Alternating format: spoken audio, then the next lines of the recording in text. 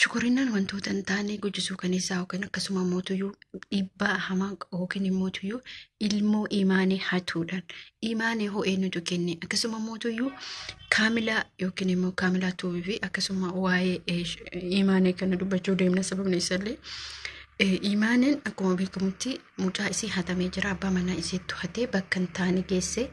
imaaniin rakkoo keessa jirti rakkoon inni ilmoon jechuudha ilmoon alatti waa tokko wallahi dhadiiwwan ilmoo caalu takkallee hin jiru jechuudha mucaan kun akka maraattee sammuun isii kun miiri jettuuf jechuudha akkasuma immoo waa'ee kaamilaan sammuun akka itti deemaa jiru kaamilaa eenyutu addaan baasaa jira namoonni tokko kaamilaa jireenya isii eenyutu diigaa jira jireenya kaamilaa maaliif diigama namoonni tokko kan jiranillee jira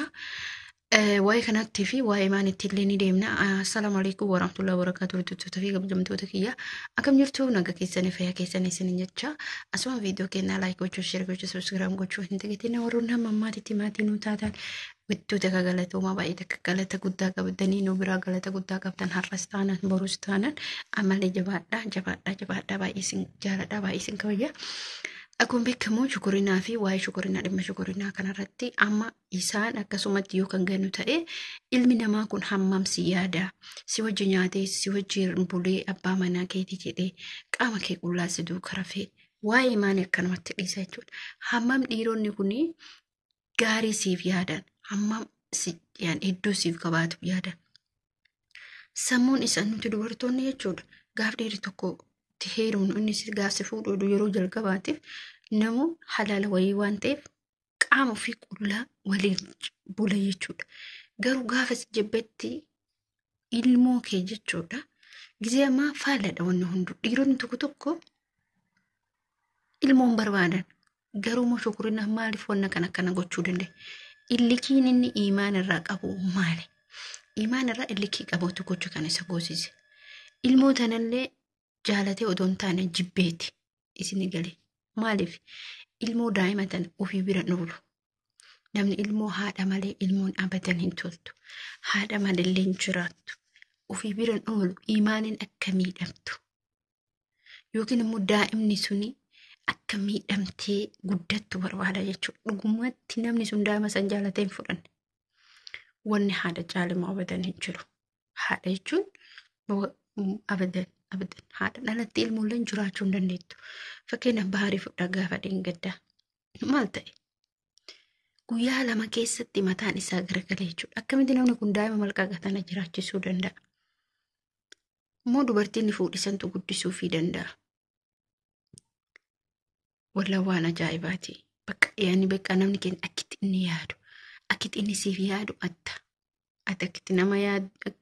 keessattuu dhiirri dhugumatti akkitti nama yaaddu adda jechuudha sababni isaallee maaliifi ati gaarii yaada malee inni hamaasitti yaada ati gaarii yaada malee inni utuu si wajji nyaate si wajji dhugu bakka injiraa miti akkanumatti bakka akkam jedhee isinitti dhugumaa dabbii dubbachuu baga kuni miira keessa nama galchaa bakka ilmaanitti eenyumtuu rafu dubartii ta'e dhiiras ta'e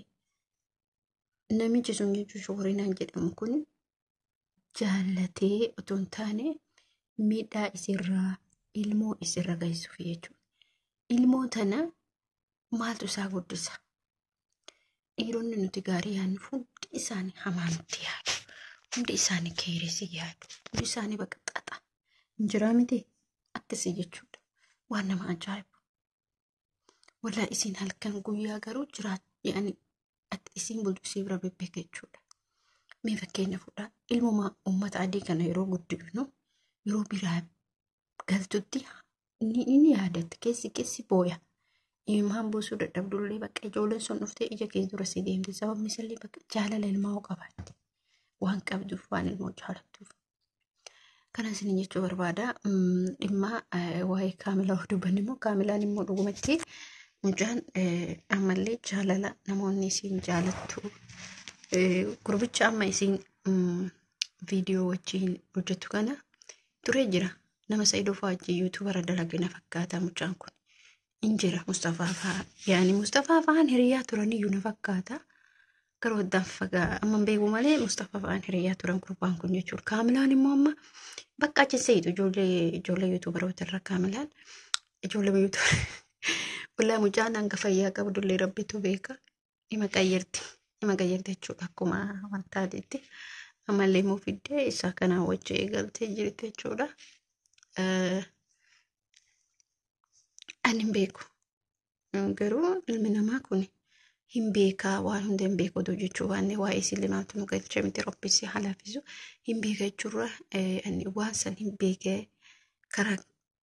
garuu mirgi gaabbaati haa ta'u garuu wallaahi beekaa ni jira miti akkanumatti jechuudha baay'een tokkotti beekaa namatti nama jibbisiisa.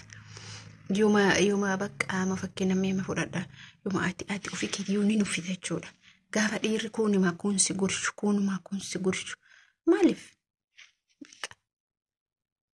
Maaliif akkamitti dhiirri kunumaa kun nama gursha hin ta'u waan fedhes ta'u jechuudha. Fakkeenyaaf ji'a lama ji'a sadii yoo kun si gurshe nyaata bakka mana nyaataa deemtanii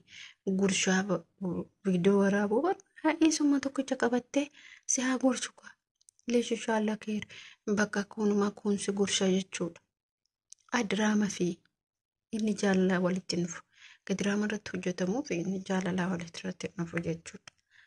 Kaamilaan bakka wantoonni si raawwachaa jirtu irratti bakka si jibbisiisa amma nama jibbisiisu eegalee jira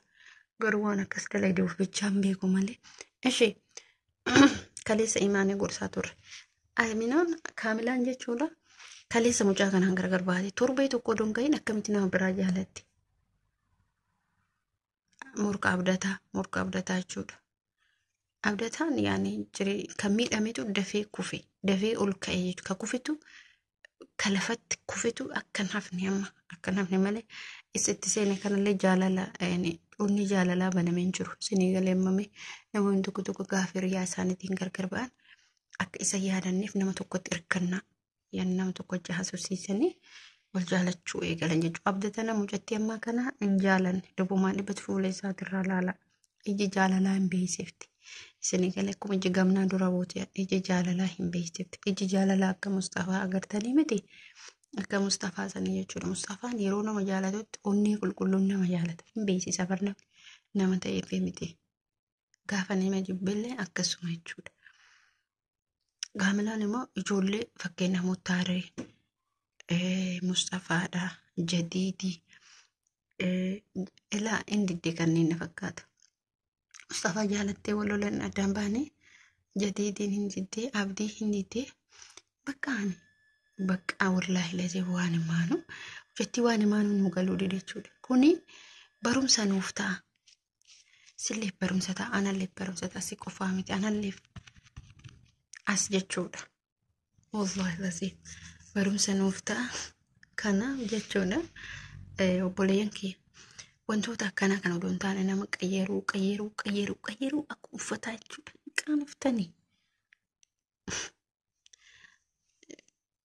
malee ulfaata baay'ee ulfaata maaliif barbaachise garuu imaanee gaafa dura maaliif garuu mukaa kaamilaan qalbii qabdi inni dhumne bakka jaalatteetuma dhiifti bakka kana sin jaalatti hingatti bakka rankaattu mashallah onni isii kenne garuu mutuyyuu akkamitti yoosuu daftee jaalatte yoosuu daftee dhiiftee yoosuu daftee jaalatte namnumti isin jaalateen hin jiru yamanii san keessaa jechuudha. Balaan buute mucatti deebii karaa tokkotti deebii kanaaf waan isin jechuu barbaade inni qosee ani maal godhaa miti hedduutu jira namoonni akka namatti jijjiirame jiraatu